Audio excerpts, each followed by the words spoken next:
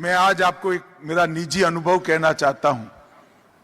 चंद्रयान हो गया, होने के सफल लैंडिंग हो गई, होने के बाद आधे घंटे बाद मैं एक मंदिर में जहां हर रोज मैं जाता हूं वहां दिल्ली दर्शन करने के लिए गया, हनुमान जी का धन्यवाद करने के लिए गया। बाहर एक माई सालों से वहां भिक्षा मांगती है, मैं 2012 से देख रहा हूं। दिन अच्छा था, मैंने बोला आज माई को भिक्षा दे, तो मैंने माई को कुछ देने का प्रयास किया। उन्हें कहा साहब आज कुछ नहीं लेना है। मैं को क्यों माई, क्या हो गया? क्या चंद्रयान पर हमारा या चंद्र पर हमारा यान पहुंच गया, आज भिक्षा नहीं मांगनी।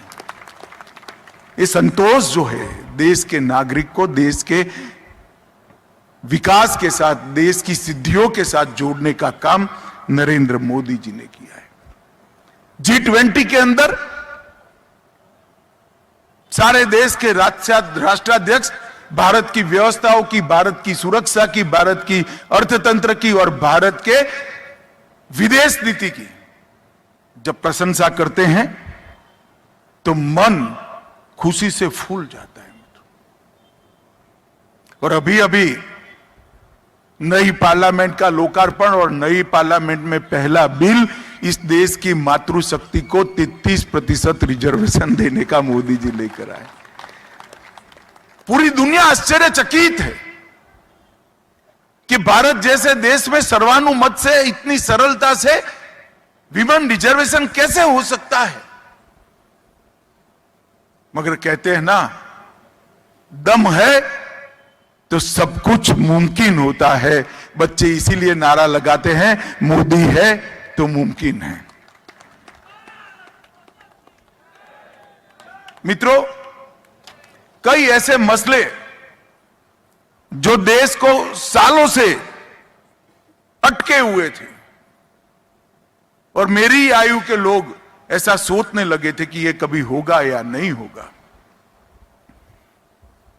देश का संविधान बना तब से यह देश की मन की इच्छा थी, हर नागरिक की इच्छा थी कि धारा 370 समाप्त हो जाए और कश्मीर इस देश के साथ हमेशा के लिए जुड़ जाए।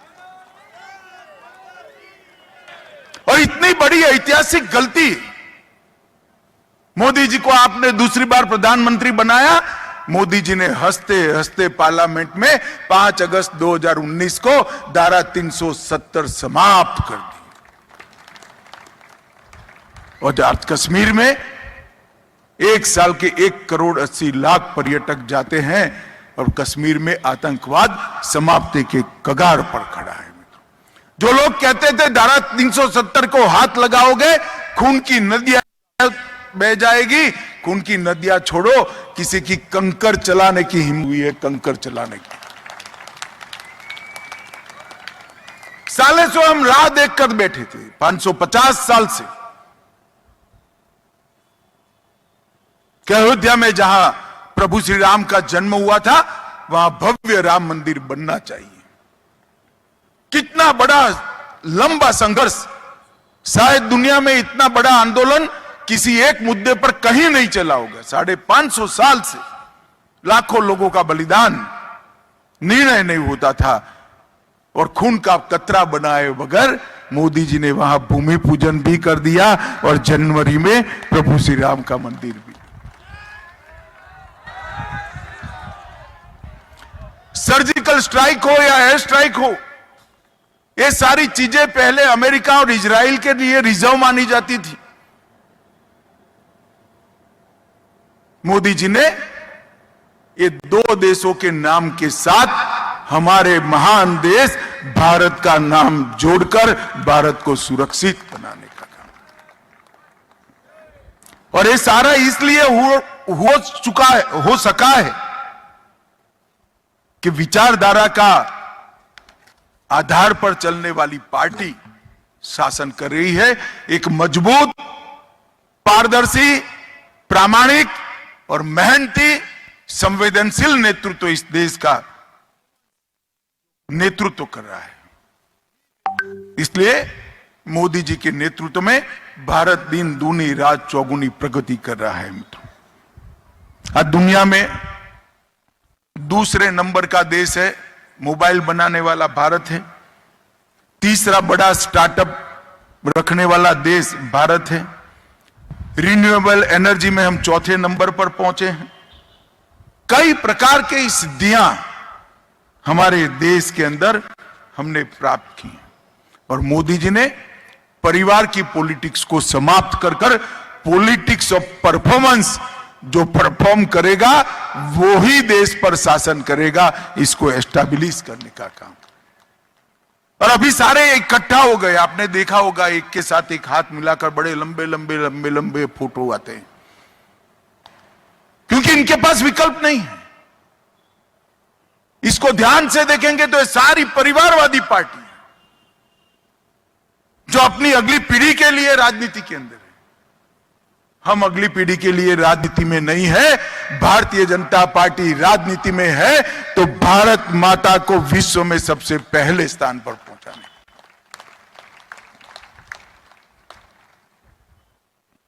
जब उद्देश्य ही परिवार का कल्याण करने का हो तो जन कल्याण नहीं हो सकता। और मैं तेलंगाना की जनता को यही कहने आया हूं, आंतरिक लोकतंत्र न हो, परिवारवादी पार्टियां हो, सिद्धांत कोई नीति न हो, ऐसी पार्टियों के हाथ में तेलंगाना को मत दीजिए। और मैं तो कई बार सोचकर परेशान हो जाता हूं, तेलंगाना के लिए निजाम से, क्रूर शासन की मुक्ति से बड़ा कोई बात हो सकता है क्या? मुझे बताइए आप लोग, इससे बड़ी बात कोई तेलंगाना के लिए हो सकती है क्या? 17 सितंबर हैदराबाद विमोचन दिन, जब केसीआर ने पार्टी बनाई, उन्होंने कहा था कि हम इसको राज्य के उत्सव के रूप में मनाएंगे, मगर हिम्मत नहीं चली। तुष्टीकरण की राजनीति के कारण मजलिस का साथ चाहिए। मैं आज सार्वजनिक रूप से कहता हूं, मोदी जी ने 2 साल से 17 सितंबर परेड ग्राउंड के मनाने का निर्णय किया है। आप भारतीय जनता पार्टी की सरकार बना दो, हर गांव, हर चौपाल, हर जिले के अंदर हैदराबाद विमोचन दिन मनाया जाएगा।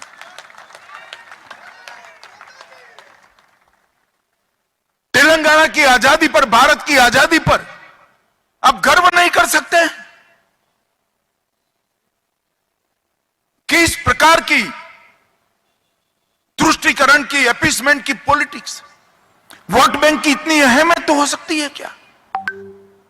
और अगर यही है तो इसके आधार पर बैठे हो, इसका सपोर्ट लेकर बैठे हो, कैसे तेलंगाना का भला कर सकते हो? हैदराबाद शहर का भला कैसे हो सकता है? अरे मैं तो भाग्य लक्ष्मी माता के दर्शन करने गया, उन्होंने कहा कि ये यहां आकर एटमॉस्फियर बिगाड़ रहे। केसीआर बाबू, मेरा भाग्य लक्ष्मी माता के दर्शन करने से एटमॉस्फियर नहीं बिगड़ता है, तेलंगाना का भाग्य अच्छा होता है। किस प्रकार की सोच के साथ ये लोग आगे बढ़े? वो लोग वोट बैंक की राजनीति कर रहे हैं, हम विकास और आत्मविश्वास की राजनीति कर रहे हैं। वो लोग एंटाइटलमेंट की बात करते हैं, हम एम्पावरमेंट की बात करते हैं। और वो लोग परिवार के लिए काम करते हैं, हम तेलंगाना के लिए, भारत के लिए काम करते हैं। मित्रों, केसीआर के नेतृत्व में नीलू, निधुलू और नियामकोलू के सूत्र के साथ उन्होंने आंदोलन किया था। तीनों की स्थिति क्या है? जल जैसी पवित्र कोई चीज नहीं हो सकती। हर व्यक्ति के शरीर में 60% पानी होता है। जल के बगैर जीवन संभव ही नहीं है। जल के बगैर कृषि संभव ही नहीं है। जल के बगैर अर्थतंत्र का विकास संभव ही नहीं है। ये मुद्दे पर अलग तेलंगाना का आंदोलन चला और आपने कालेश्वरम योजना में भ्रष्टाचार कर संपत्ति बनाने का काम किया। शर्म आनी चाहिए आपको। पलामुरू रंगारेड्डी लिफ्ट इरिगेशन योजना में भी बड़ा कौभांड किया और 5 साल तक पूरा नहीं हो पाया। आपने नीलू का वादा पूरा नहीं किया। आपने निधुलू की बात करें, धन की बात करें, तो तेलंगाना को, जब तेलंगाना राज्य बना, जब 400 करोड़ सरप्लस था, रेवेन्यू सरप्लस स्टेट था, और आज टोटल 7.5 लाख करोड़ का ऋण तेलंगाना जैसे छोटे राज्य के सर पर डाल दिया है। मैं पूछना चाहता हूं चंद्रशेखर राव को, इंफ्रास्ट्रक्चर के सारे काम नरेंद्र मोदी जी ने किए हैं। 9 साल में 9 लाख करोड़ रुपया तेलंगाना के विकास के लिए नरेंद्र मोदी सरकार ने खर्च किया है। चाहे मेट्रो हो, चाहे हाईवे हो, चाहे एयरपोर्ट हो, चाहे ट्रेन हो, चाहे वंदे भारत बनाना हो, चाहे यूनिवर्सिटियां बनानी हो, चाहे इंस्टीट्यूशन लाने हो, तो आपने 7.5 लाख करोड़ कहां डाले?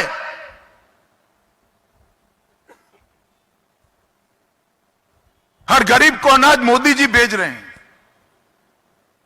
गैस का सिलेंडर मोदी जी ने बेचा, शौचालय मोदी जी ने बना कर दिया, रोड मोदी जी ने बनाए, मेट्रो, ट्रेन और वंदे भारत मोदी जी ने बनाया, एयरपोर्ट का एक्सपेंशन मोदी जी ने किया।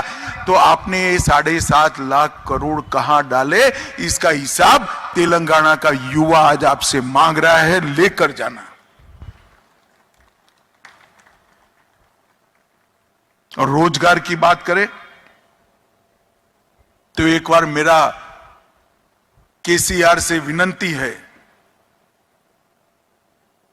कि अपने दोनों घोषणा पत्र को एक बार सार्वजनिक रूप से हैदराबाद की एक आम सभा में पढ़ ले, हिम्मत है तो।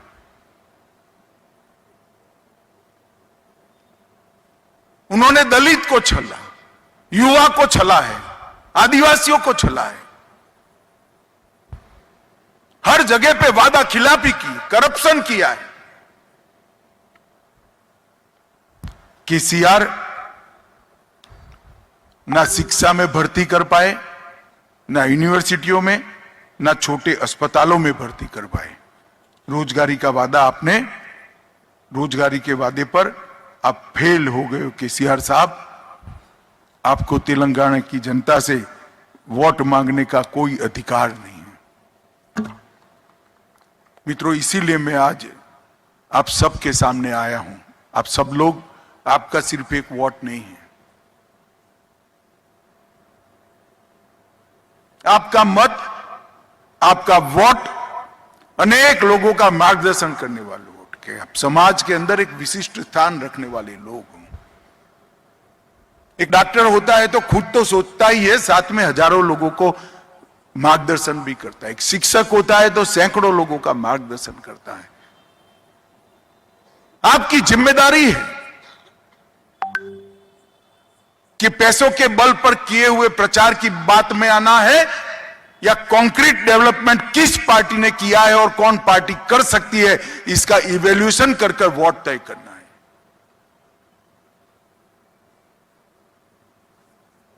क्या मोदी जी के नेतृत्व में महान भारत बनाने की यात्रा में तेलंगाना जुड़ना है, या केसीआर के बेटे को मुख्यमंत्री बनाने के लिए जो पार्टी काम कर रही है इसके साथ जुड़ना है? और केसीआर हर सप्ताह एक अफवाह चला देते हैं कि हम एनडीए में जाएंगे, हम ये करेंगे। मैं सार्वजनिक रूप से हैदराबाद की जनता के सामने कहकर जाता हूं, हमारा केसीआर के साथ कभी बैठना नहीं हो सकता। जो मजलिस के साथ है उसके साथ भारतीय जनता पार्टी कभी नहीं जा सकती, कभी नहीं जा सकते। जो भ्रष्टाचार कर रहे हैं, जो परिवारवादी, उनके साथ हम नहीं जा रहे। अरे केसीआर बाबू, काहे को झूठ बोल रहे हो? आपके विरोधी वोट में बंटवारा करने के लिए कांग्रेस मजबूती से लड़ने का नाटक कर रही है कि कांग्रेस नहीं चाहती कि यहां से केसीआर का शासन जाए। केंद्र में शायद कुछ कम पड़ जाए तो केसीआर इनकी मदद करे, मगर आप दोनों निराश होने वाले हो। केंद्र में फिर से 2/3 बहुमत के साथ नरेंद्र मोदी की सरकार में।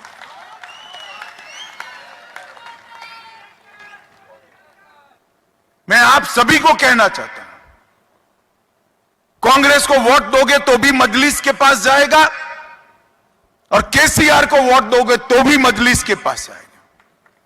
कांग्रेस को वोट दोगे तो भी भ्रष्टाचारी शासन आएगा, केसीआर को वोट दोगे तो भी भ्रष्टाचारी शासन आएगा। कांग्रेस को वोट दोगे तो भी परिवार की पार्टी चलेगी, केसीआर को वोट दोगे तो भी परिवार की पार्टी। अगर मजलिस से मिजाज पानी है, भ्रष्टाचार विहीन शासन प्राप्त करना है और तेलंगाना का कल्याण करने वाली सरकार लानी है, तो एकमात्र रास्ता है नरेंद्र मोदी के नेतृत्व में कमल फूल की भारतीय जनता पार्टी की सरकार। और मैं इसलिए आज हैदराबाद के सुग्न जन मेरे सामने बैठे हैं, इस सबको करबद्ध विनंती करने आया हूं कि चुनाव की घोषणा हो चुकी है। कई बार एक फैसला दशकों के लिए राज्य के लिए महत्वपूर्ण होता है। इतना ही महत्वपूर्ण चुनाव है, तो मेरा आप सभी से निवेदन है कि मोदी जी पर भरोसा करिए, भारतीय जनता पार्टी को तेलंगाना में सरकार बनाने का मौका दीजिए। हम तेलंगाना को भारत का सबसे अच्छा राज्य बनाने के लिए पूरा प्रयास करेंगे।